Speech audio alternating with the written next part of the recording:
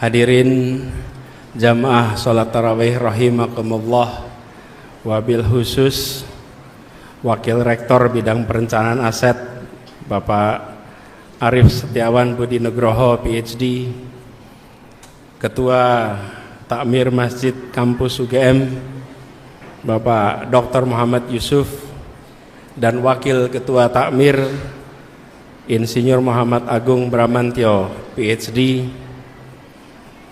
serta Imam Besar Masjid Kampus UGM Dr. Muhammad Nur MAG, Bendahara 1 Takmir Bapak Taufikur Rahman, dan Dekan Fakultas Psikologi UGM Bapak Rahmat Hidayat PhD, beserta seluruh jajaran takmir. Dan yang saya hormati, saya banggakan, seluruh mahasiswa Universitas Gadjah Mada.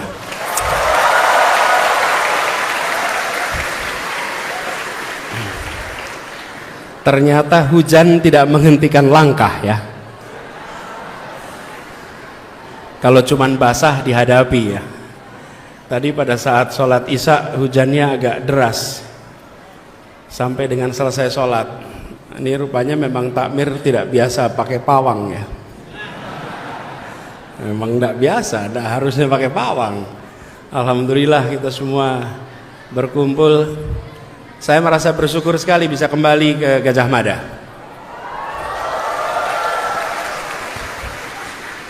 Ini bukan sekedar datang ke sebuah kampus, ini kembali ke kampung halaman. Ini kembali ke tempat dulu kita semua belajar di sini. Dan terakhir 2 tahun yang lalu. Tahun lalu memang tidak ada undangan. Udah tahu kenapa ya? Agak sensitif pada tahun lalu. Sekarang sensitifnya sudah hilang, dan alhamdulillah suasana di sini terang benderang. Siapa bilang gelap?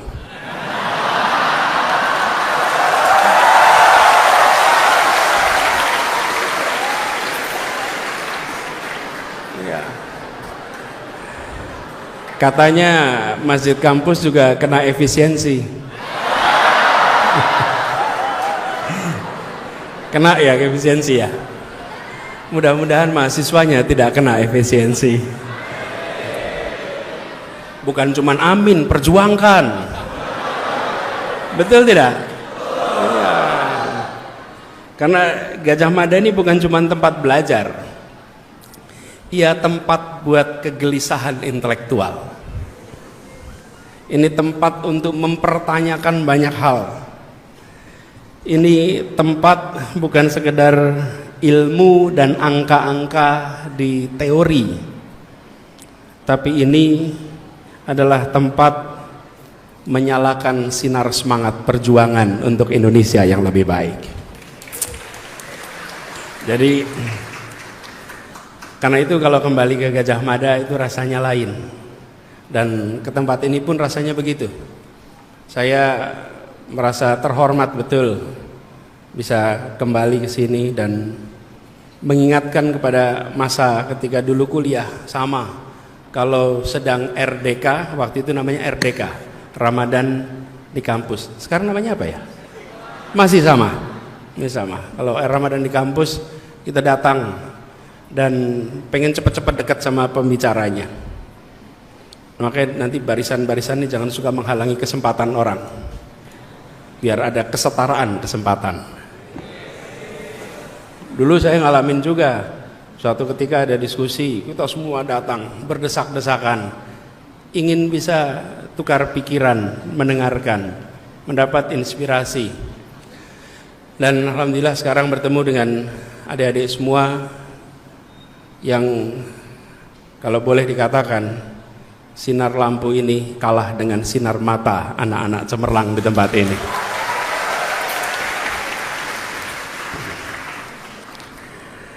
Teman-teman sekalian, saudara-saudara semua, saya datang ke sini dapat tugas berbicara soal infrastruktur pendidikan dan kualitas manusia. di hadapan saudara-saudara semua yang hari ini dapat kesempatan kuliah di Jogja. Di Jogja ini adalah ekosistem pendidikan yang luar biasa. Karena begini, pendidikan itu bukan cuma kampusnya, tapi juga lingkungan sekitar kampusnya. Bukan hanya ruang kelasnya saja, tapi lingkungannya. Saya sering analogikan, bibit yang baik untuk tumbuh dengan baik, dia membutuhkan lahan tanah yang subur. Lahan tanah yang subur dan bibit yang baik untuk bisa tumbuh berkembang perlu iklim yang sehat, iklim yang kondusif. Itulah sebabnya bibitnya adalah sang mahasiswa, sang pelajar, lahannya adalah kampusnya, sekolahnya, dan iklim sekitarnya adalah kota lingkungannya. Alhamdulillah Anda berada di Jogja, yang itu sebuah kombinasi yang luar biasa. Karena itu mudah-mudahan teman-teman semua yang di sini bibit-bibit yang bisa tumbuh berkembang menjadi pribadi-pribadi bermanfaat di kemudian hari. Nah, pertanyaannya yang diberikan kira-kira begini. Infrastruktur pendidikan dan kualitas manusia. Mungkinkah kita membangun manusia tanpa infrastruktur pendidikan? Jawabannya sederhana, tidak mungkin.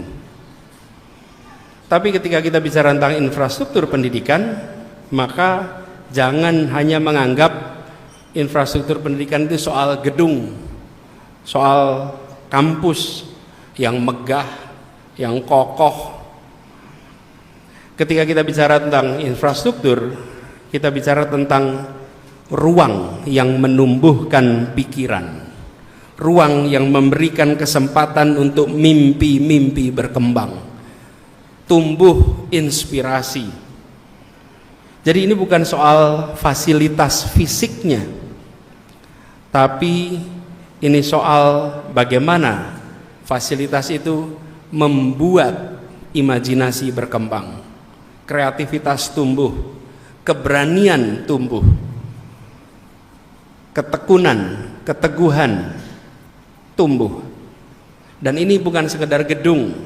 Karena itu ketika kita berbicara tentang infrastruktur pendidikan, jangan sekali-sekali hanya membayangkan hard infrastructure, infrastruktur keras. Yang tidak kalah penting adalah soft infrastruktur, infrastruktur lunak. Nah, infrastruktur lunak ini yang dibutuhkan. Apalagi kalau kita bicara tentang pendidikan seluruh Indonesia. Teman-teman sekalian, di Jogja dan di kota-kota besar lainnya, infrastruktur pendidikan relatif baik. Tapi begitu sampai ke daerah pedesaan, pegunungan, kepulauan kecil, maka kita akan menyaksikan infrastruktur yang sangat minim. Saya kebetulan dapat kesempatan tahun lalu untuk keliling Indonesia. Kegiatannya kampanye. Kok emang iya kampanye? Kegiatannya kampanye. Cuman tidak boleh masuk kampus waktu itu. Kegiatan saya kampanye, tapi dapat keliling. Apa yang terjadi? Saya merasakan keliling itu ketimpangan infrastruktur yang luar biasa. Dan ada ungkapan yang hampir ditemui di semua tempat. Paling aktif hadir dan menonjol di depan adalah ibu-ibu. Dan mereka selalu menyampaikan pesan yang konsisten dari satu tempat ke tempat lain. Sederhananya begini, Pak, anak saya pintar, bikin sekolah, beri beasiswa.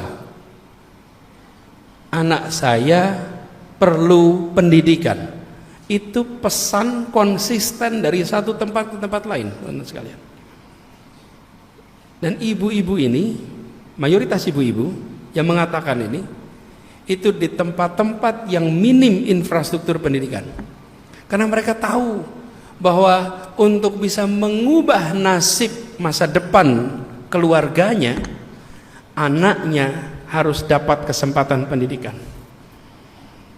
Pendidikan adalah kunci, dan pendidikan adalah jalan menuju peningkatan kesejahteraan. Datang ke Gajah Mada, datang ke Jogja dari berbagai wilayah Indonesia untuk kuliah. Setelah kuliah, dia dapat kesempatan yang lebih baik. Makanya saya sering menyebut pendidikan tinggi itu eskalator sosial ekonomi. Kenapa disebut eskalator? Bedanya tangga dengan eskalator. Kalau tangga, kita harus menaiki tangga satu persatu. Kalau eskalator, tangga berjalan, kita naik di tangga itu tidak perlu mendaki, kita terbawa ke atas. Itulah eskalator. Dan pendidikan tinggi itu seperti eskalator sosial ekonomi. Masuk ke situ terbawa ke atas. Nah, inilah imajinasi yang muncul di keluarga-keluarga di seluruh Indonesia. Saya sering membayangkan keluarga yang prasejahtera. Kalau mereka malam hari melihat anak-anaknya tidur, mungkin saja ayahnya bekerja sebagai pekerja buruh kasar, ibunya mungkin kerja buruh kasar. Tapi kalau dia lihat anaknya sedang tidur malam, sambil melihat si anak itu sambil bisa mengatakan begini, alhamdulillah anak saya sekolah. Alhamdulillah anak saya sekolah berkualitas. Jadi dia bisa yakin bahwa insya Allah di masa depan anaknya tidak hidup seperti dirinya. Tapi bila mereka buruh kasar, ibunya juga, dan anaknya tidak punya kesempatan untuk pendidikan, bayangkan sebagai orang tua, dia akan melihat anaknya dan membayangkan anaknya akan mengalami hal yang sama di masa yang akan datang. Itulah sebabnya negara harus hadir. Itulah sebabnya sumber daya untuk pendidikan tidak boleh dikurangi. Karena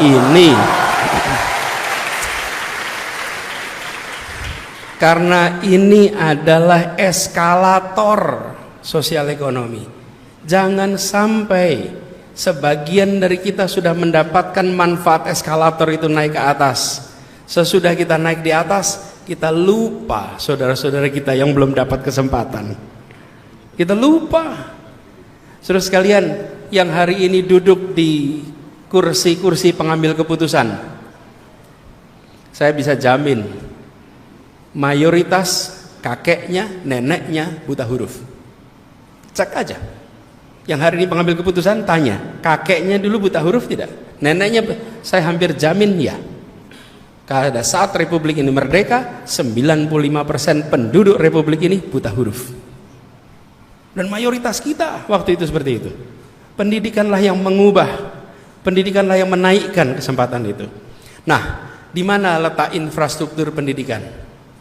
Infrastruktur pendidikan, kalau pendidikan itu dianggap jalan, maka infrastruktur pendidikan itu aspalnya yang menghaluskannya. Nih, saya berikan penjelasan analoginya.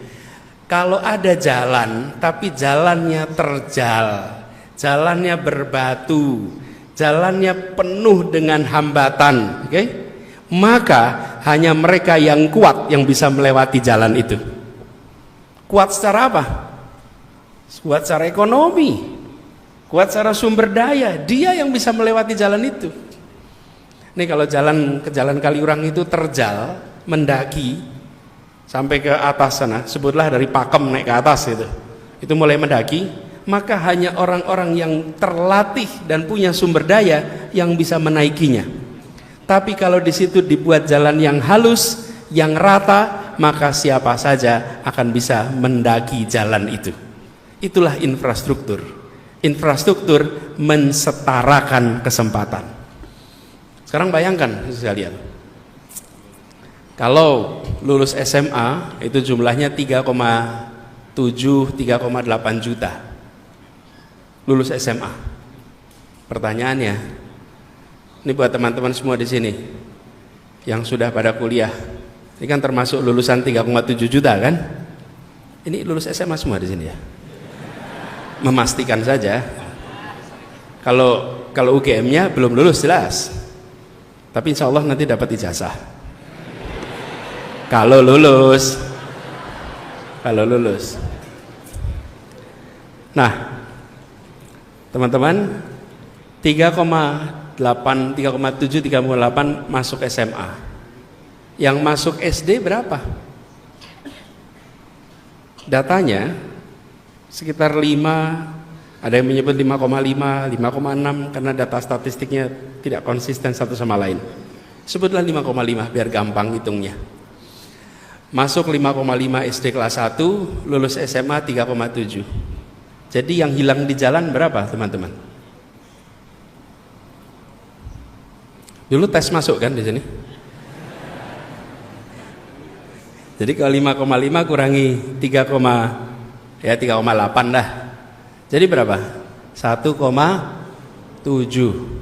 1,7 juta pernah SD kelas 1, tidak pernah SMA kelas 3. Oke, per tahun. Kalau itu dibiarkan berjalan tiap tahun, maka dalam 10 tahun ada 17 juta anak-anak kita yang pernah SD, tidak pernah SMA. Ini dari yang SMA 3,8 tadi, yang lulus kuliah 1,8 juta. Jadi bentuknya seperti piramid, saudara-saudara sekalian. SD-nya banyak, SMP makin sedikit, SMA makin sedikit, kuliah makin sedikit. Nah, ini harus dibereskan dengan infrastruktur pendidikan. Dari yang bentuknya piramid dibuat tegak lurus. Jumlah bangku SD harus sama dengan bangku SMP. Bangku SMP harus sama dengan bangku SMA, SMK, sehingga setiap anak masuk kelas 1, orang tuanya yakin dia bisa selesai kelas 12. Ini yang dibutuhkan di negeri ini. Bila itu dikerjakan, maka insya Allah kualitas manusia kita akan bisa menjadi kualitas yang setara dan kompetitif dengan bangsa-bangsa lain di Republik ini. Kuncinya di situ, teman-teman sekalian. Nah, inilah tantangan yang kita miliki, dan itu semua membutuhkan keseriusan. Tidak bisa dikerjakan sendirian. Untuk ini bisa dikerjakan, harus ada kemauan melihat pendidikan sebagai investasi. Pengeluaran untuk pendidikan jangan dipandang sebagai biaya. Kalau dipandang sebagai biaya, maka dia mudah dipotong, mudah dikurangi, karena pengurangan biaya. Kalau investasi, sesuatu yang dikeluarkan yang nanti akan memberikan hasil. Jadi kalau kita ngurangin investasi, ya besok juga hasilnya akan berkurang. Karena itu pandang ini sebagai investasi. Dalam situasi apapun, kualitas manusia harus nomor 1 di dalam alokasi pembiayaan di Republik ini. Karena masa depan kita ditentukan itu. Nah, tapi pendidikan itu panjang. Prosesnya panjang. Dalam politik seringkali pengambil keputusan inginnya membuat hal yang bisa difoto untuk pemilu berikutnya. Iya.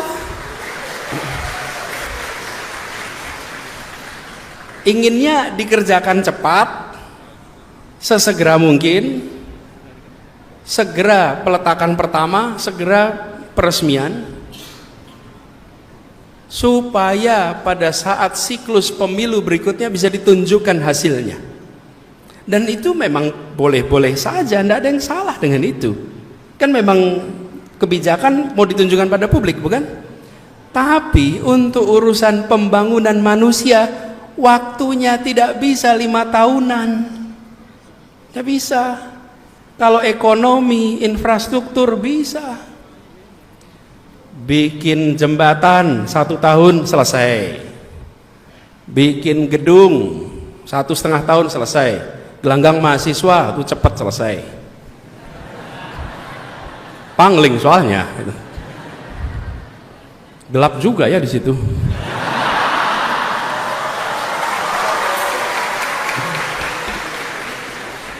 Iya, saya pas lewat situ UGM kok gelap ya gitu. Awas loh kalau jadi hashtag UGM gelap gitu, nanti masalah.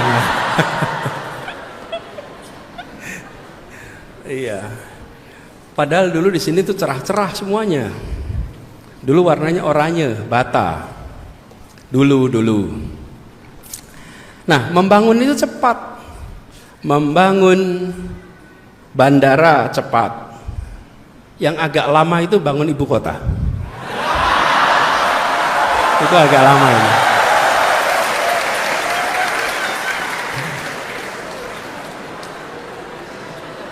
Tapi sebetulnya kalau di Jogja ini kita punya pengalaman. Hanya Bandung Bondowoso yang bisa membangun Prambanan dalam 1 malam. Kalau masih ada Bandung Bondowoso pasti jadi kontraktornya IKN itu. Selesai dalam 1 tahun ya, semalam ya. Oke, saya lagi bercerita apa tadi? Belok kan. Gini, jangkanya panjang kalau pendidikan. Kalau untuk bicara infrastruktur mesti cepat. Ekonomi pun cepat. Teman-teman sekalian, Anda tahu namanya World Economic Forum? Tahu ya? Lokasinya di mana itu? Amrik. Bagus sih berani ngomong, salah tapi. Lokasinya di mana? Davos, Swiss. World Economic Forum itu dilakukan setiap kapan? Setiap tahun.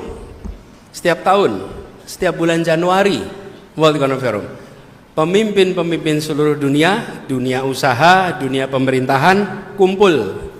Di situ mereka membahas apa yang akan menjadi rencana 1 tahun ini. Karena itu selalu dikerjakan di bulan Januari. Kalau organisasi namanya rapat kerja. Itu pada kumpul tuh, cerita tren terbaru ini, langkahnya ini, fiskalnya ini, moneternya ini. Itu cerita tuh situ.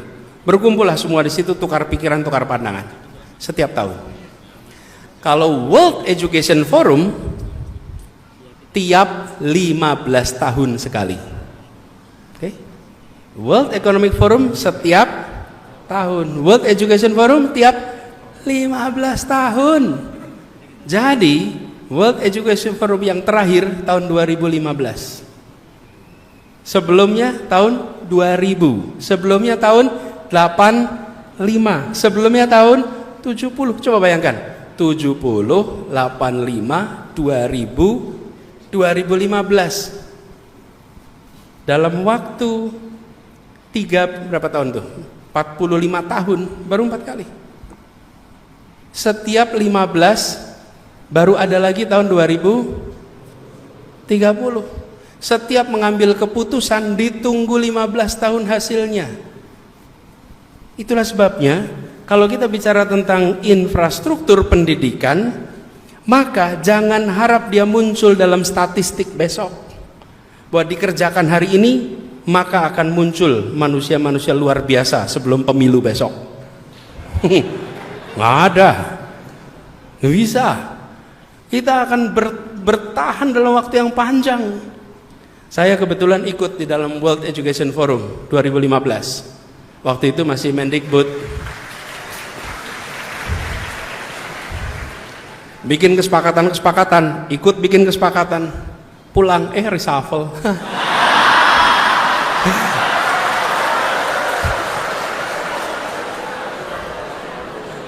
Untung reshuffle. Iya.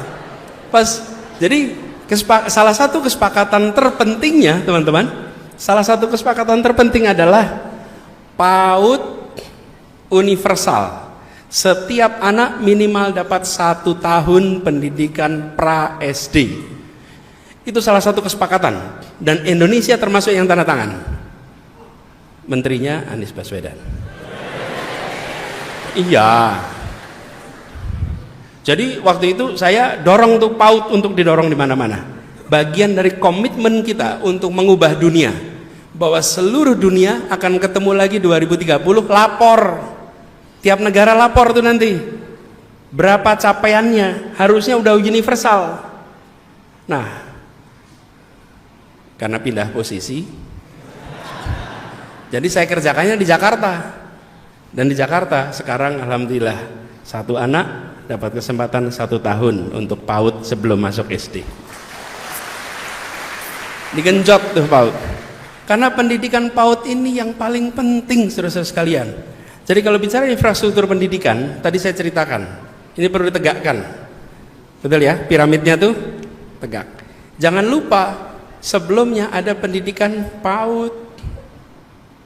Dan PAUD ini, itu pendidikan yang terpenting. Pendidikan pra-SD itu pendidikan yang terpenting. Walaupun sekarang sudah masuk fakultas dan jurusan yang sangat susah seleksinya, lebih penting pendidikan PAUD-nya. Beberapa hari yang lalu saya menghadiri acara peresmian Masjid A'agim. Pas peresmian itu A'agim, kita ada semacam ngobrol lah. Dan A'agim bilang begini, Pak Anies, pendidikan itu penting sekali. Tapi kenapa udah pendidikan sampai tinggi-tinggi masih korup?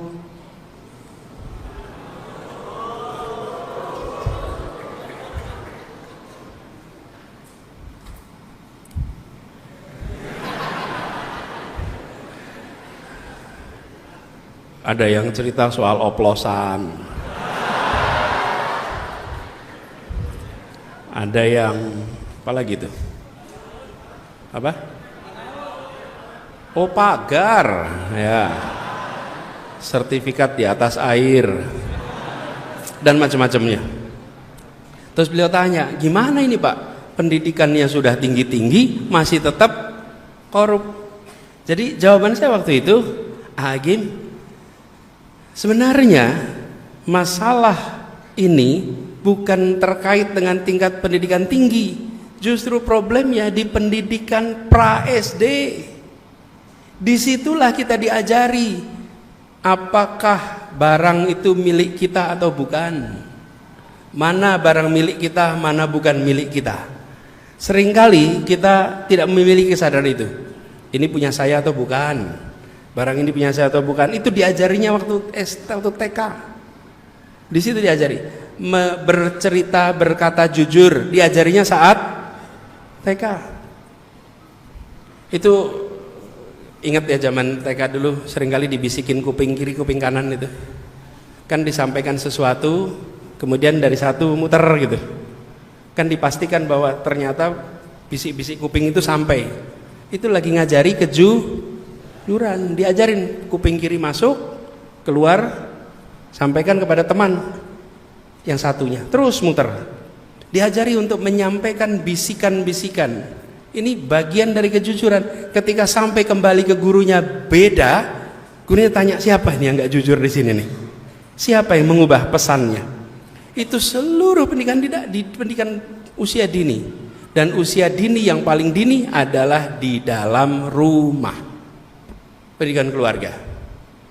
Jadi saudara-saudara semua di sini, teman-teman semua, alhamdulillah pendidikannya tinggi. Insya Allah nanti dapat pasangan yang pendidikan tinggi juga. Amin yang keras. Amin. Insya Allah pendidikan tinggi. Insya Allah yang soleh dapat solehah.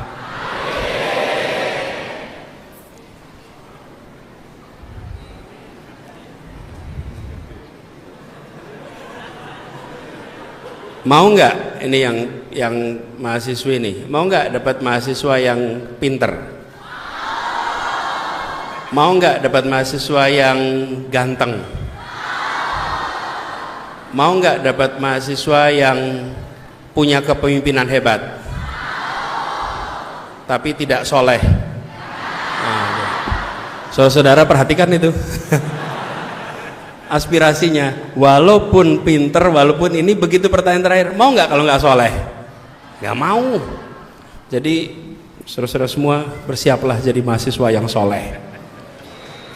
Pinternya udah dapat, insya Allah soleh. Nah, poin ini sekalian, pendidikan dalam rumah ini pendidikan yang kunci. Pendidikan kunci di dalam rumah, ibu bapak. Pendidik terpenting yang paling tidak tersiapkan namanya orang tua. Itu pendidik terpenting yang paling tidak tersiapkan. Karena itu saudara-saudara sekalian di sini, saya berharap saudara-saudara nantinya bisa menyiapkan diri untuk menjadi orang tua pendidik yang baik. Nah, meneruskan soal infrastruktur tadi, kita harus membangun lebih banyak PAUD TK di seluruh Indonesia. Dan itu artinya investasi, itu artinya alokasi. Jadi jangan sampai pengeluaran kita untuk pendidikan justru menurun, karena dampaknya nanti kita akan rasakan 10-15 tahun yang akan datang. Nah, itu sebabnya kenapa banyak di dalam pengambil keputusan seringkali berani menomorduakan pendidikan, karena dampaknya tidak terlihat hari ini. Tapi kalau dampaknya terlihat hari ini, maka reaksi akan cepat. Bagi yang sudah berada di dalam sistem pendidikan, teman-teman bisa berteriak kalau anggarannya kurang. Misalnya UKT naik, setuju tidak?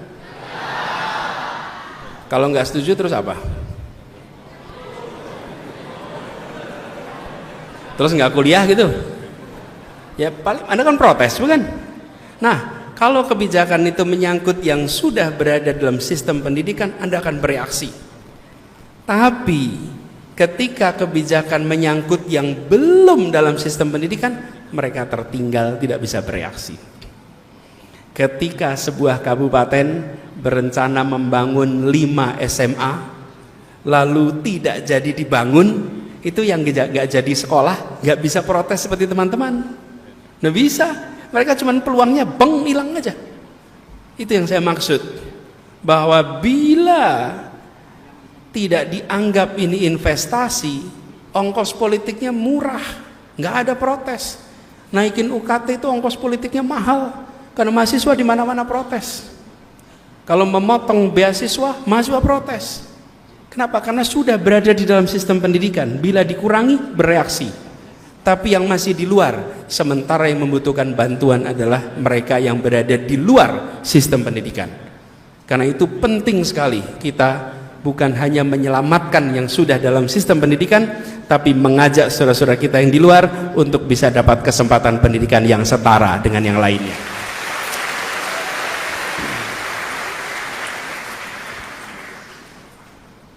Jadi saudara-saudara sekalian, kita berharap mudah-mudahan dalam jangka pendek ini tidak ada pengurangan.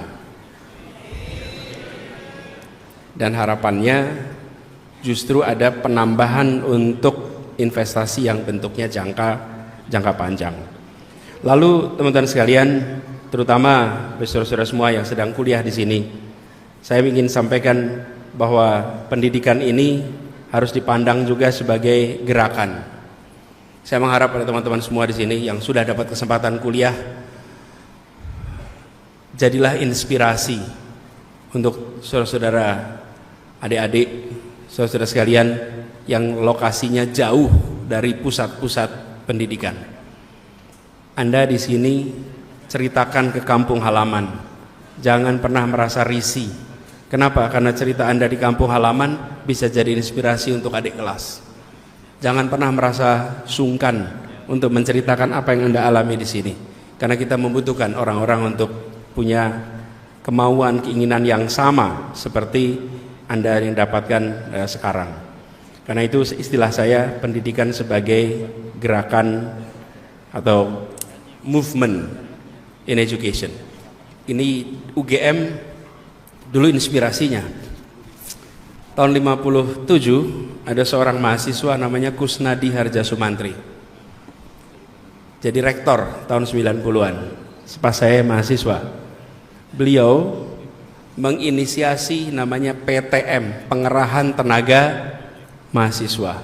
Dikirim ke pelosok-pelosok tanah air mahasiswa-mahasiswa mengajar di sana. Lalu dicatat sebagai kredit kalau sekarang. Namanya kemudian diubah jadi KKN. Mulainya KKN dari PTM. Apa perannya? Waktu itu mahasiswa menganggap masih banyak saudara-saudara kita belum bisa SMA. Pemerintah bisa bikin gedungnya tapi tidak bisa menyiapkan gurunya. Lalu teman-teman mahasiswa memilih jadi guru. Hari ini guru sudah tersedia di sana. Tapi kita membutuhkan inspirasi. Ruang kelas itu membutuhkan inspirasi. Karena kita tahu mengajar itu paling dasar, mendidik, menginspirasi, menggerakkan. Nah, teman-teman bisa membantu berbagi cerita, menjadi inspirasi untuk adik-adik kelas yang berada di kampung halaman supaya mereka punya mimpi yang tinggi sebagaimana yang sekarang Anda sudah miliki di Jogja sekarang. Boleh tepuk tangan.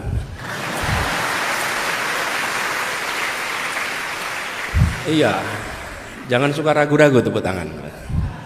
Dan teman-teman sekalian, ini upaya kita mendorong supaya lebih banyak lagi yang mengikuti rute yang kita miliki. Jangan sampai kita justru begini, saya kepengen jadi satu-satunya orang di kampung saya selamanya.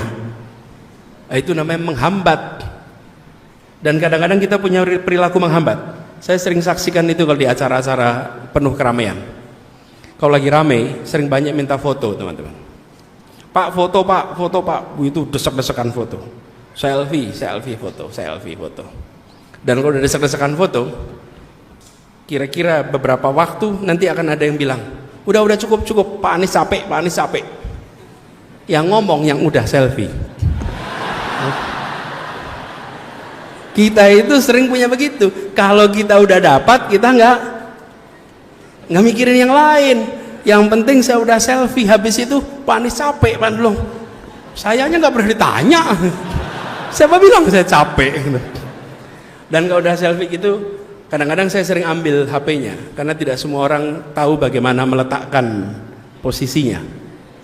Udah di sini saya ambil aja sering. Nah, sering kali saya ambil, saya pasang begitu. Begitu pencet 10 detik.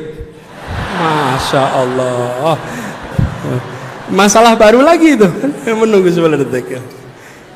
Tapi pesannya adalah bagaimana kita yang sudah mendapatkan kesempatan membuka dan menginspirasi yang lain untuk punya kesempatan yang sama. Teman-teman sekalian, senang sekali bisa sama-sama di sini. Tadi disampaikan katanya boleh tidak monolog, boleh dialog. Jadi kalau ada yang mau bertanya, silahkan.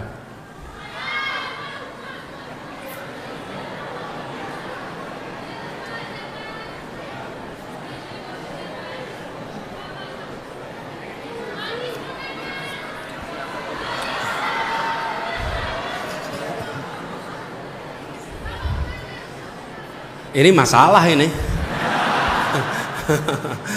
Masalah ini. Gini.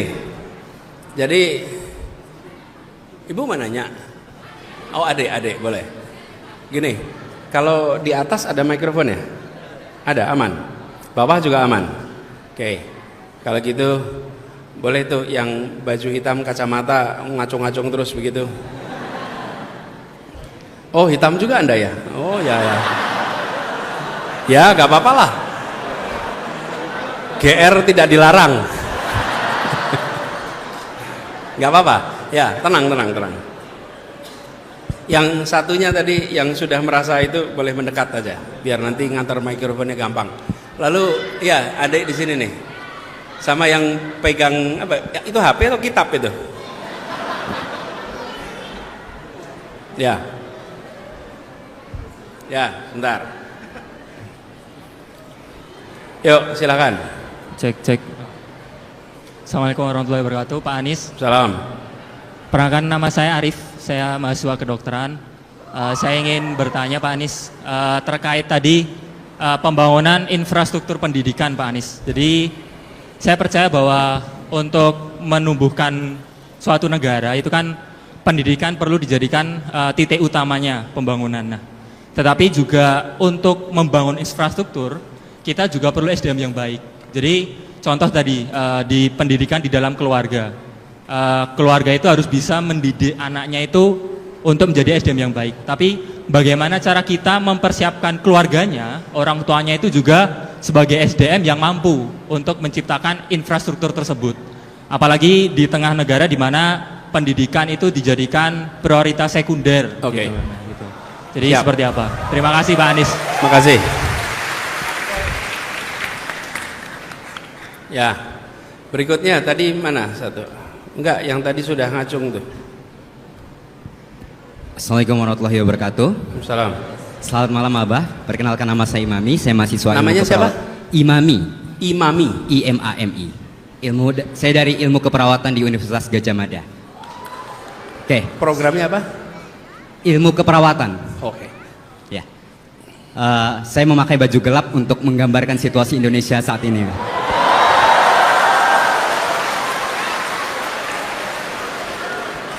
Pada acara Desak Anies Yogyakarta tahun lalu, saya pernah menuliskan surat yang saya berikan langsung kepada Bapak. Saya tidak tahu Bapak masih ingat atau tidak. Isi suratnya seperti ini. Jika Bapak terpilih menjadi presiden, saya mohon sekali untuk Bapak bisa menghapus pembulian yang ada di dunia ini, yang ada di Indonesia. Namun untuk sekarang saya cukup bingung mengapa BPP pendidikan masuk ke prioritas pendukung dan juga BPP makanan bergizi gratis masuk prioritas utama.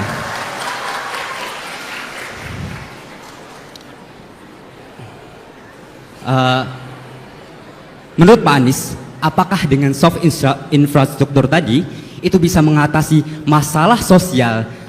Menurut saya masalah pembulian ini masih disepelekan di mata masyarakat. Ya, oke. Menurut Bapak Anies, apakah soft infrastruktur ini bisa mengatasi masalah sosial tersebut karena dapat menghambat karakter dan juga menurunkan kepercayaan diri para siswa? Terima kasih Pak Anies. Ya, siap. Cek. Oke. Sebelah Yang sini tadi Pak. mau tanya di mana? Sebelah sini Pak. Oh ya. Selamat malam Pak Anies, perkenalkan nama saya Ara Adisti. Jadi Pak. Siapa? Ara Adisti Pak. Ana Adisti. Ara. Oh ya. Ara. Pak, bercanda. Oke. Jadi gini Pak, saya nih sebenarnya tadi seperti yang Bapak sampaikan bahwa setiap dari kita tuh bisa menjadi lentera sendiri di dalam dunia pendidikan. Nah, beberapa tahun yang lalu saya bersama teman saya itu kita punya semacam inisiasi bagaimana anak-anak yang kami pernah punya privilege untuk belajar lebih, tapi yang di luar sana belum pernah. Jadi sehingga kami membuka sebuah bimbel di mana orang-orang bisa bayar seikhlasnya dan apa yang kami dapatkan ini bisa kami kembalikan ke masyarakat, misalnya kelas gratis ataupun coaching gratis. Tapi Pak, ternyata dalam perjalanan karir kami di dunia PSU-WIS pendidikan ini, ternyata tidak semuanya tuh berjalan mulus. Apakah tidak sesuai dengan apa yang kami harapkan ya yang terjadi di lapangan? Apakah karena ini mungkin bisa beri masukan Pak, bagaimana cara orang-orang yang punya semangat seperti kami untuk bisa tetap menjadi lentera dalam area pendidikan dengan cara kami sendiri, meski mungkin situasi di lapangan tidak memungkinkan gitu ya. Apakah memang kami tergerus oleh ekspektasi kami yang terlalu tinggi kah, ataupun apa ada niat yang tidak Jadi seimbang? intinya gitu? Anda tidak dibantu gitu. Tidak terjawab ekspektasi kami. Tidak terjawab ekspektasi kami. Ya. Apakah memang niatnya kami yang salah? Jadi apa yang kami harapkan tidak terbantu gitu. Harapannya Pak. apa? Harapannya tuh semua orang bisa merasakan privilege pendidikan yang PSU-WIS ataupun bisa belajar seperti orang-orang yang tidak bisa belajar, tapi dalam prakteknya banyak yang tidak mau ikutan dan banyak yang ketika ikutan menyepelekan seperti itu Pak. Kemudian Pak, pertanyaan yang kedua tadi atau satu saja? Oke, baik. Satu aja. Baik, terima kasih Pak. Ya, makasih. Tadi ada satu lagi yang perempuan. Ayo. Yang pakai kitab tadi. Saya pikir baik kitab itu di sini. Bukan kitab juga sih, buku tulis, tapi hitungannya benar juga sih. Pertama, Assalamualaikum warahmatullahi wabarakatuh. Selamat malam Pak Anies Baswedan. Nama saya Anindya Almira Nariswari. Saya dari Magister Ilmu Hubungan Internasional. Saya langsung tembak pertanyaan saja ya. Menyamakan ritme keberlanjutan dan keberlangsungan pendidikan di tengah halangan dan dipersempitnya anggaran pendidikan. Kita nggak usah sugar coating bill efisiensi ya, dipersempit anggaran pendidikan di wilayah pendidikan, terutama kalau kita bicara tentang pendidikan di wilayah-wilayah terpencil. Ini kan bukan perkara yang mudah, mari kita akui. Tapi apakah yang dapat kita lakukan secara independen sebagai bentuk inisiatif, improvisasi, dan bentuk kritik dan alarm bagi pemerintah dari rakyat untuk segera berbenah? Karena kan presiden ini sudah dipilih, kebijakan sudah turun, dan kita sudah tahu outcome-nya seperti apa. Tapi setidaknya kekuatan kita sebagai rakyat yang berada di grassroots, kita kan bisa bergerak secara independen ya. Apa yang bisa kita lakukan sebagai kritik dan alarm bagi pemerintah untuk segera berbenah? Setidaknya menurut Bapak. Lalu yang kedua mau satu aja. Enggak, ini bukan, ini satu lagi, ini cuma rekomendasi buku buat Bapak karena saya tahu Bapak suka baca. Sesama kutu buku memberikan rekomendasi kutu buku boleh nggak Pak? Oke. Buat teman-teman juga yang mau rasa-rasa ngekritik pemerintah, ternyata ada loh kritikan pemerintah untuk rasa-rasa efisiensi pendidikan, anggaran pendidikan dan sebagainya. Ada Ship of Fools, Stultifera Navis, karya William Henry Ireland. Atau kalau mau yang lebih masonya lagi pakai bahasa Latin, punya Sebastian Brandt. Sekian itu saja, terima kasih.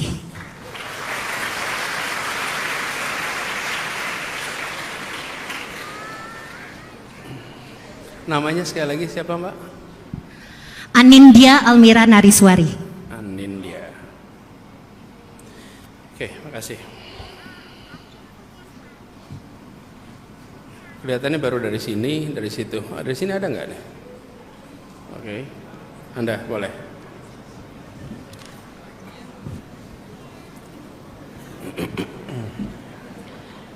Assalamualaikum warahmatullahi wabarakatuh. Yang saya sayangi dan kami sayangi Abah Anies. Saya ingin bertanya tentang, tadi Abah juga sempat nyenggol investasi dan pendidikan. Ya, apakah MBKM yang dicetuskan oleh pemerintah yang sekarang ini salah satu bentuk investasi terbaik untuk masa depan pendidikan di Indonesia ini? Karena tadi Abah juga bilang nggak, investasi pendidikan itu nggak sebentar ya Abah. Dan apakah MBKM ini makan bergizi gratis ini salah satu investasi? Maaf ya teman-teman, grogi nih. MBG ya, maaf ya.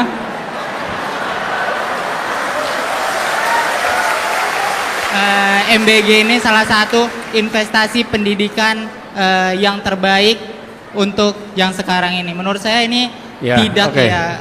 Namanya siapa? Nama saya Upi dari Sekolah Tinggi Multimedia Yogyakarta.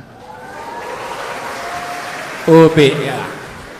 Iya, itu jangan dianggap enteng loh, pegang mikrofon itu bergetar loh.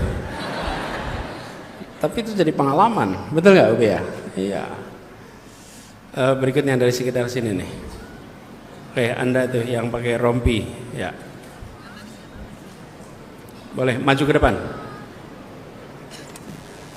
Jadi teman-teman, makasih ya manggilnya Abah. Kalau manggilnya paman saya masalah.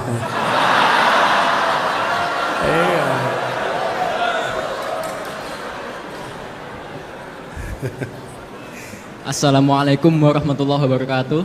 Salam. Kebetulan saya bukan mahasiswa, belum. Nama saya Muhammad Denis Anggoro, dipanggil Danis. Saya dari SMA Negeri 1 Kalasan.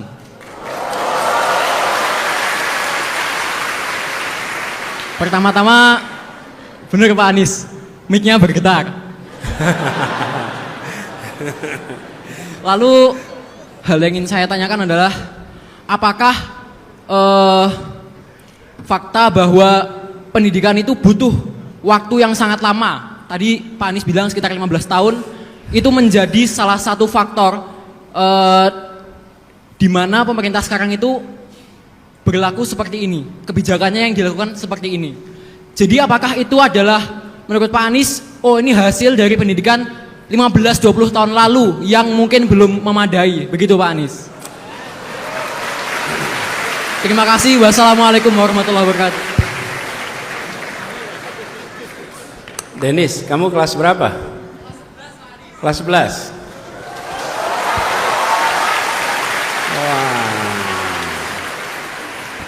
Ayo, kelas 11, ini kelas 11. Di sini. Ini. Kamu duduk sini. Mau duduk depan sini. Teman-teman, hebat ini. Di saat anak-anak SMA lain mungkin ngerjain PR, dia datang ke sini. Ya kan? Ayo, duduk sini Dennis. Nanti kita foto berdua ya.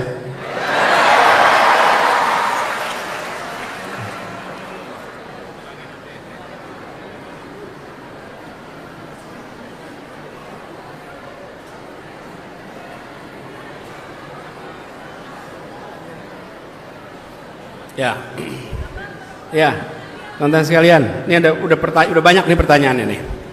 Bung Arif, bagaimana mempersiapkan keluarga yang nanti siap mendidik ya, kira-kira begitu. Ini dari Fakultas Kedokteran. Ya, Anda cari jodoh yang tepat. Anda cari istri yang mau sama-sama mendidik. Jadi pilihlah pasangan yang memiliki kesadaran soal pendidikan. Karena kalau pasangan pendidikan, maka di dalam rumah itu akan ada fokus soal pendidikan. Dan pendidikan ini kunci. Ibu di rumah itu penting sekali. Ibu, kemudian jadi Bung Arif ya, Bung Arif, Anda walaupun punya visi macam-macam, tapi kalau di rumah tidak ada pasangan yang bisa mengeksekusi, itu sangat berat. Jadi mumpung di kampus, Anda mulailah. Loh, ini nasihat serius ini. Mulailah untuk mencari pasangan yang kira-kira peduli dengan pendidikan. Kalau Anda sekarang tidak memasukkan faktor kepedulian pada pendidikan, nanti sesudah menikah Anda harus mendidik pasangan Anda. PR tersendiri itu. Ya.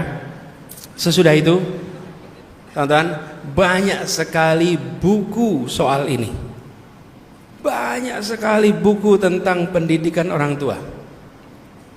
Pengalaman pribadi saja saya ini bersyukur karena tumbuh besar dengan orang tua yang peduli pendidikan, sehingga saya mendapatkan rangsangan pendidikan itu mulainya di rumah, dan efeknya terasa seumur hidup.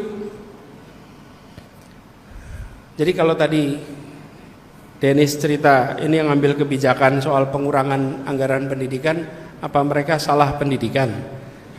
Mereka tuh sekolahnya juga sama kira-kira sama kami. Saya ini produk kurikulum domestik 100%. SD negeri, SMP negeri, SMA negeri, kuliah negeri, kurikulum Indonesia total. Jadi pikiran ini adalah hasil dari kurikulum Indonesia 100%. Nah, tapi mulainya di mana? Di rumah. Nah, oke, kemudian kedua, imami. Pak Anies jika terpilih hapuskan pembulian. Yang terpilih yang lain, Mas. Iya. Tapi saya ingat pesan dia. Pembulian ini adalah masalah serius. Tapi seringkali pembulian itu dikerjakan pendekatannya dua ekstrim. Kalau imami pasti memperhatikan. Ekstrim pertama, dia dianggap sebagai persoalan kriminal sehingga diserahkan ke polisi. Ini satu ekstrim. Ekstrim yang kedua, dia didiamkan dan diharapkan selesai dengan sendirinya. Ya? Ini dua ekstrim nih. Sudah saatnya pembulian dianggap sebagai masalah dalam pendidikan. Sekarang pertanyaan sederhana, di dinas pendidikan ada tidak yang ngurusin pembulian? Ada. Kurikulum ada, ekstrakurikuler ada. Di dalam sekolah ada tidak yang bertanggung jawab untuk urusan pembulian? Nah, harusnya ada. Itu semua ada peraturannya. Permendikbud nomornya nomor 80 sekian tahun 2016 ditandatangani oleh Mendikbud, namanya Anies Baswedan. Boleh dong saya cerita. Itu ada membentuk gugus tugas pencegahan kekerasan dalam sekolah. Di tiap sekolah dibentuk gugus tugas. Lalu diumumkan di papan siapa nama-nama orang-orang gugus tugasnya. Nomor teleponnya ada. Sehingga kalau ada pembulian, korbannya pun tahu kemana harus lapor. Dan ingat-ingat, korban pembulian itu dua, yang menjadi sasaran pembulian dan pelaku pembulian. Dua-duanya adalah korban yang harus mendapatkan treatment intervensi. Nah, jadi saya setuju sekali, ini persoalan penting yang terlewatkan. Mudah-mudahan jadi perhatian. Bila nanti ada kegiatan lagi, insya Allah nanti dimasukkan ya dalam agenda. Dan Bung Imami, terima kasih sudah memperhatikan ini. Yang di sini pernah nggak ada jadi korban pembulian? Nah, gimana rasanya? Sakit gitu. Iya, sakit.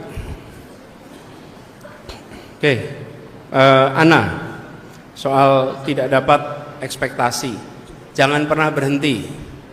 Kita punya harapan atas yang dikerjakan negara, diharapkan dengan lembaga lain, itu biarkan harapan itu ada. Tapi jangan sikap mereka mempengaruhi ikhtiar kita untuk memajukan pendidikan.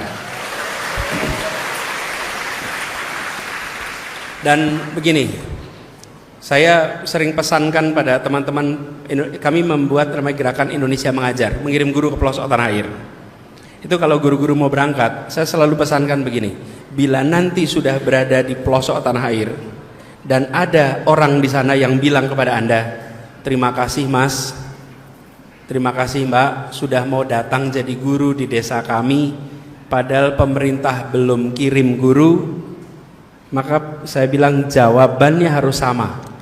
Saya datang mewakili negara, saya datang mewakili pemerintah.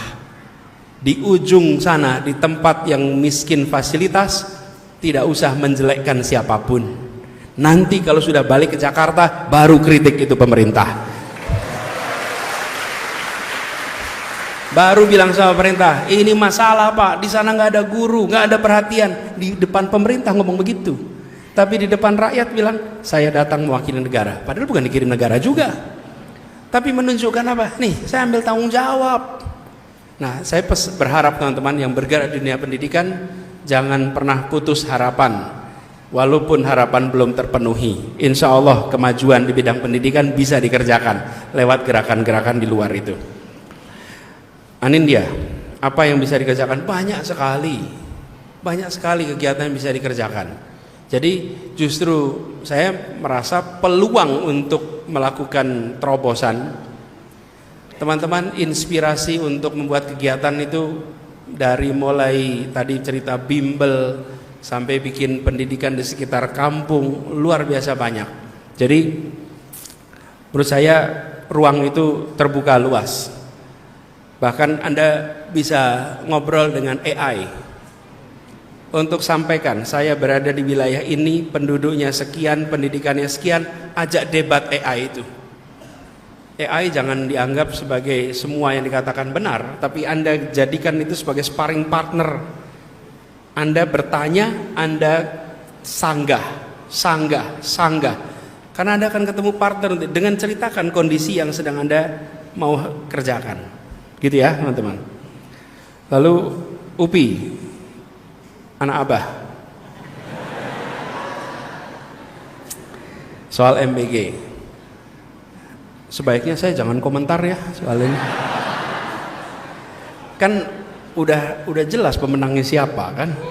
Jadi yang penting program ini terlaksana dengan tanpa ada masalah. Kita doakan lancar. Nah, cuman pendidikan itu bukan soal makan. Betul tidak? Ya. Tapi bahwa kalau sudah direncanakan memberi makan, ya diberikan. Tapi isi pendidikannya jangan kelewat. Karena isi pendidikannya justru penting. Dan saya melihat kita perlu untuk memastikan jangan sampai kita salah fokus bahwa memajukan pendidikan bukan sekedar soal kesehatan dan gizi anak, tapi soal proses belajar mengajar di kelas. Nah, ini kemudian Dennis yang SMA tadi. Saya dulu pernah merasakan seperti Dennis. Saya SMA-nya SMA 2. Seringkali kalau di Gajah Mada ada seminar, saya absen ikut seminar, ikut diskusi di Wisma Kagama. Dan di seminar diskusi itu nggak seperti ceramah taraweh. Kalau ceramah taraweh malam, nggak ada ceramah taraweh siang.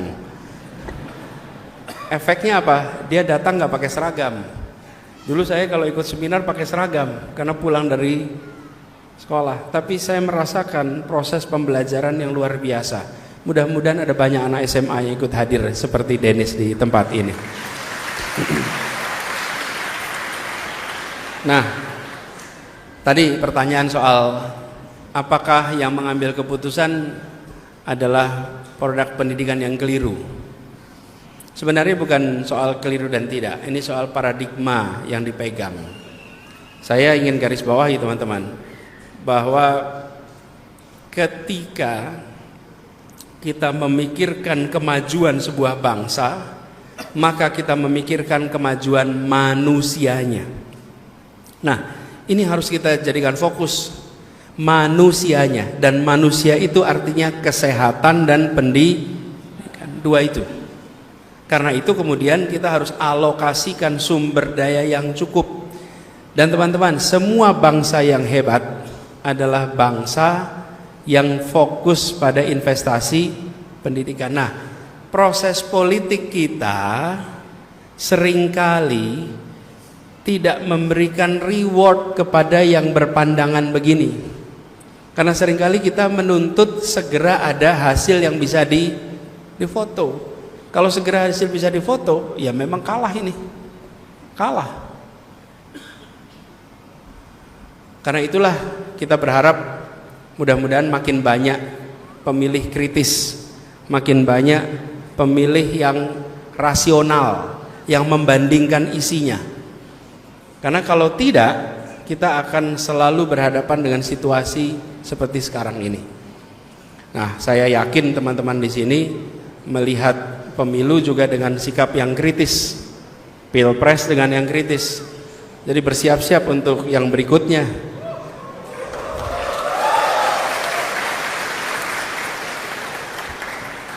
Jangan kita kemudian merasa, wah kalau udah ada keputusan atau apa kita tidak terlibat, nanti ada keputusan kita ikut nanggung konsekuensinya. Nah, lalu apa yang bisa dikerjakan? Teman-teman sekalian, mahasiswa punya kekuatan moral untuk menuntut negara, meminta kepada negara. Dan beberapa waktu ini mulai bermunculan. Jadi menurut hemat kami, bila teman-teman menyaksikan ada kebijakan yang berbeda dengan garis konstitusi, jangan terlewat dan jangan gentar untuk memberikan kritik. Dan yang berada di pemerintahan, saya pernah merasakan berada di pemerintahan. Di pemerintahan harus terbuka dengan kritik itu. Saya waktu tugas gubernur DKI itu perasaan kritik nggak pernah berhenti, teman-teman. Terus, konstan. Tapi kita tidak pernah melakukan penuntutan pada yang kritik, apalagi kriminalisasi kepada yang kritik. Nggak ada. Nggak pernah dilaporin ke polisi, laporin ke saya, nggak pernah. Kenapa? Karena kita memandang yang disebut kritik itu sebenarnya adalah sanggahan kesempatan untuk menjelaskan. Teman-teman, kami membuat kebijakan A, lalu dikritik. Akibatnya apa? Kami harus memberikan argumen tambahan.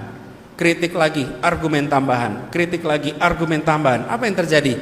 Masyarakat menyaksikan terjadinya dialog ini.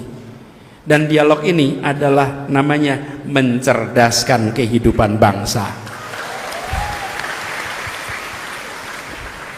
Jadi, kalau ada kritik, maka diberikan penjelasan.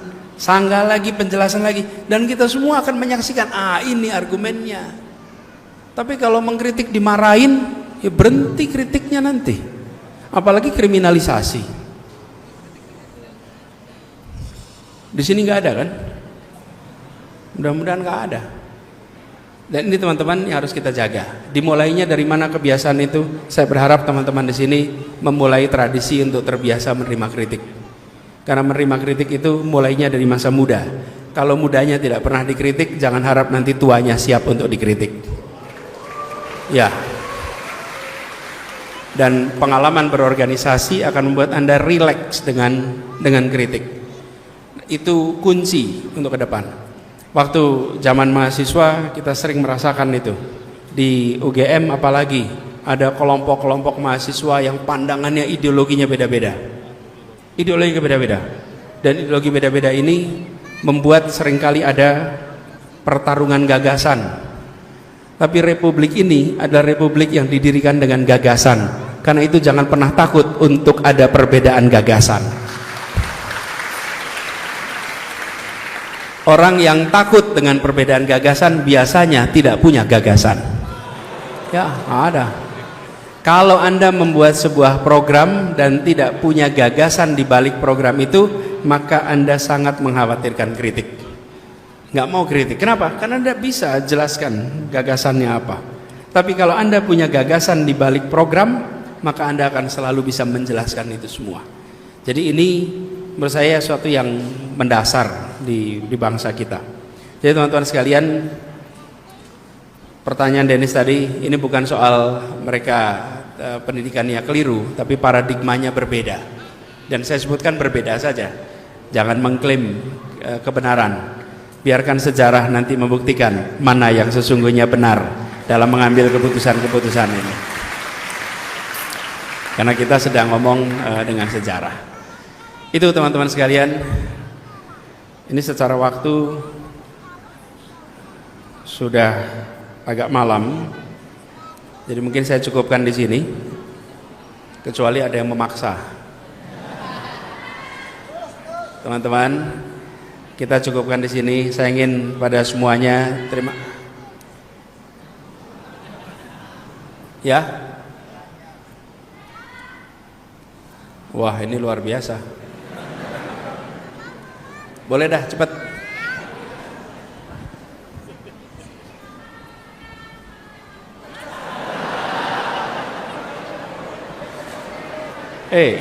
Itu nyali itu. Nyali itu. Yuk.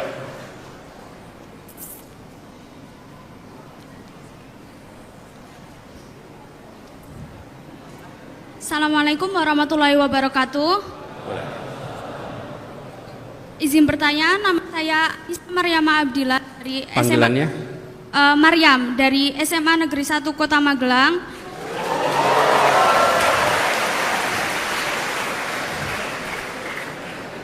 Seperti yang kita ketahui, kondisi di Indonesia sangat porak-poranda dan umumnya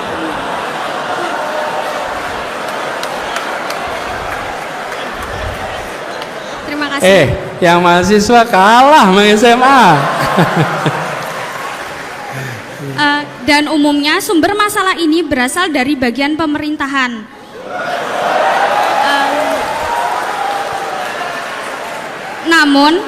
Apakah masalah yang terjadi hanya dari pusat pemerintahan, tidak berasal dari pola pikir masyarakatnya?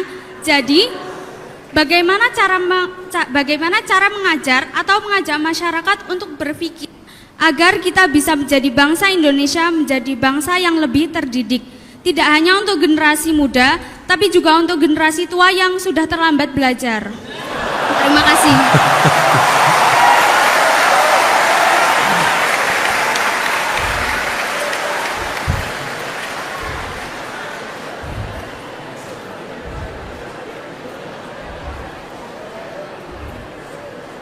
Oke.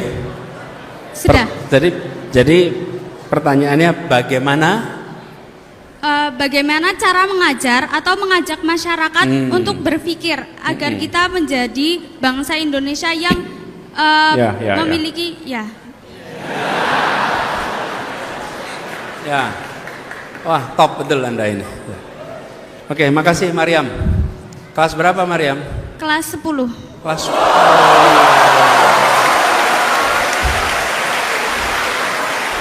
Anda, Mariam, dari Magelang. Iya. Naik apa ke sini? Saya sama kakak, tapi kakak lagi kerja. Jadi naik apa? Motor. Naik motor. Iya, Pak. Di boncengan naik motor. Iya. Dari Magelang. Iya. Khusus untuk hadir di sini. Iya. Masya Allah. Taunya kegiatan ini dari mana? Dari kakak juga. Saya punya 2 kakak, yang satu yang antar saya ke sini, yang satu itu yang ngasih tahu tentang acara ini, cuma beliau lagi nggak bisa datang karena lagi sakit. Oh ya, oke. Makasih Mariam. Tepuk tangan buat Mariam. Terima kasih. Mariam, nanti turun bawah ya. Siapa? Nanti kita ketemu ya. Oke. Dah ya, cukup. Ini pertanyaan terakhir dari Mariam ini menyatakan bahwa Indonesia banyak masalah dan masalahnya sering dimulai dari pemerintah. Untung lagi nggak di dalam pemerintah ya.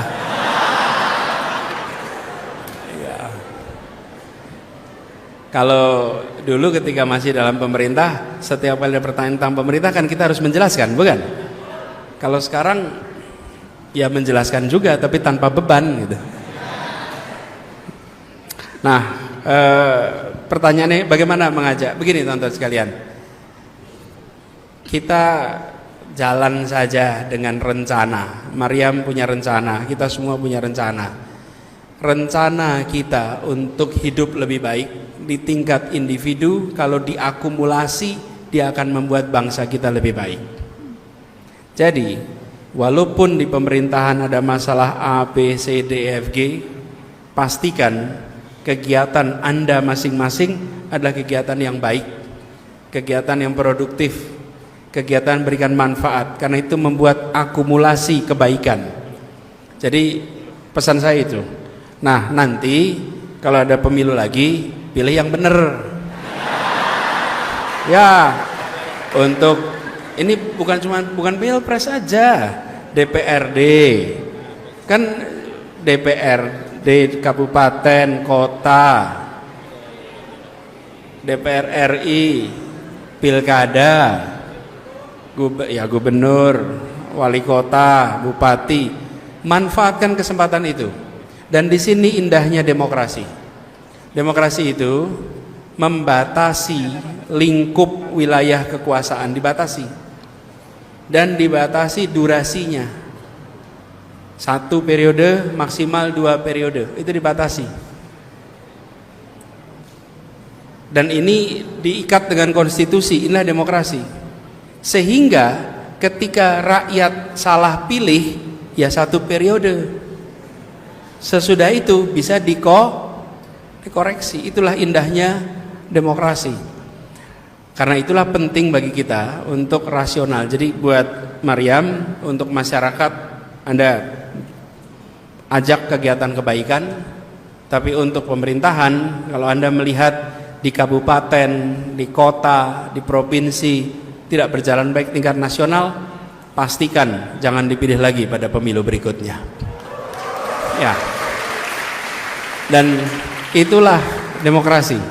Tapi bila berjalan dengan baik, maka pilih pada pemilu berikutnya supaya demokrasi berjalan baik. Cuman akhir-akhir ini ada yang mau ikut demokrasi nggak boleh ikut. Nah, itu tanda-tanda matinya demokrasi.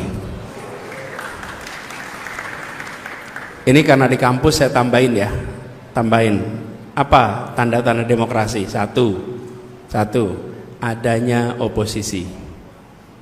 Dua, adanya pembagian kekuasaan.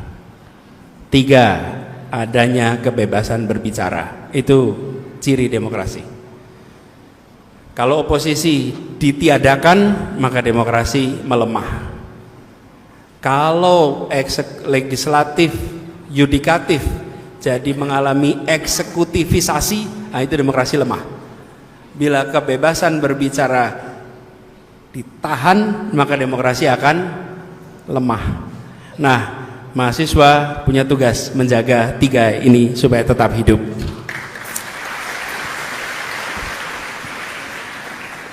Kalau mau mematikan demokrasi, ada tiga juga caranya. Hah?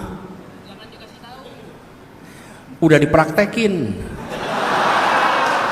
Ini jangan dikasih tahu katanya, udah dipraktekin. Satu, ganti aturan main. Bener nggak tuh? Yang kedua, singkirkan lawan dari pertandingan. Jangan sampai ikut pertandingan. Yang ketiga, kuasai wasit. Nih, jadi kalau mematikan demokrasi tiga itu, diingat-ingat ya. Diingat-ingat bukan untuk dipraktekkan. Ini diingat-ingat untuk melihat tanda-tanda. Satu, aturan main diubah. Yang kedua,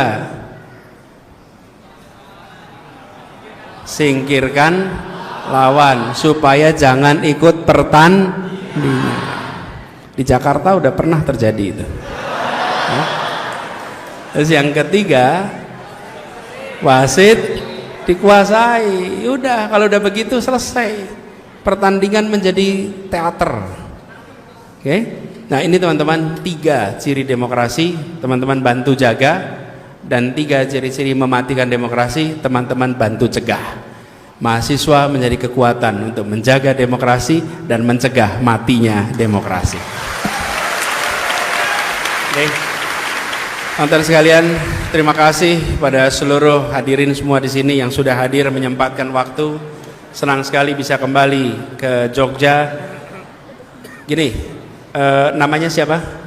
Willis, insya Allah pada tahun depan saya kesini, insya Allah Anda boleh tanya, ya? Iya, nggak apa-apa, next time. Soalnya kalau nggak akan ada habisnya, ya. Teman-teman sekalian, terima kasih kehadirannya. Titip salam untuk teman-teman mahasiswa semua. Assalamualaikum warahmatullahi wabarakatuh. Ini kalau ada yang mau bersalaman nggak apa-apa, nggak usah dicegah, ya. Biar bisa ketemu, nggak apa-apa. Maaf, saya lupa. Tadi yang bertanya ada hadiah buku untuk Anda yang tanya. Silakan maju ke depan. Boleh.